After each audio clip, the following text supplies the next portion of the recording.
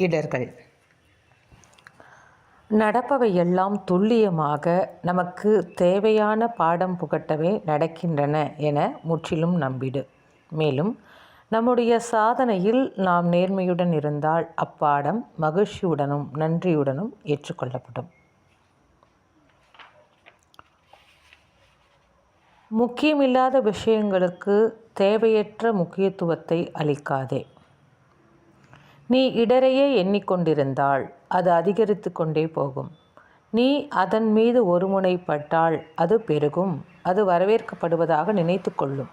ஆனால் நீ எந்த ஒரு கவனமும் செலுத்தாவிட்டால் அது உன்னிடத்தில் ஆர்வத்தை இழந்து உன்னை விட்டு போய்விடும். மிக சிறந்த தீர்வு உன்னை பற்றி நினைத்து கொள்வதையும் உன்னுடைய குறைபாடுகளையும் இடர்களையும் பற்றி நினைப்பதையும் நிறுத்துவதே.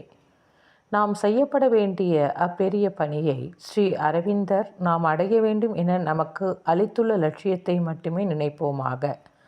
அப்பணியையே நினைப்போமாக. நாம் அதை எப்படி செய்கிறோம் என்பதை அல்ல. சோதனைகள் எல்லோருக்குமே உண்டு. அதை எப்படி எதிர்கொள்கிறோம் என்பதிலே தான் வித்தியாசம் இருக்கிறது. சிலர் புன்சிரிப்புடன் இருப்பர், சிலர் ஆரவார பரபரப்பு காட்டுவர். நீ உன்னுடைய நம்பிக்கையை உறுதியாகவும் உன்னுடைய இதயத்தை எப்போதும் எனக்கு திறவாகவும் வைத்திருந்தால் அப்போது எல்லா இடர்களும் எவ்வளவு பெரிதானாலும் அது உன்னுடைய ஜீவனின் அதிகமான முழு நிறைவுக்கு உதவும்.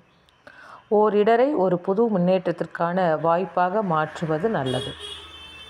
சோதனைகளுக்கு நன்றியுடன் இரு. அவையே இறைவனை அடைய மிக சுருக்கமான வழியாகும். உன்னுடைய இடர்களை மற.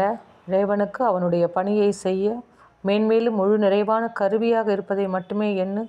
இறைவன் உன்னுடைய இடர்களையெல்லாம் வெற்றி கொள்வதோடு உன்னை திருவுருமாற்றம் அடைய செய்வார்.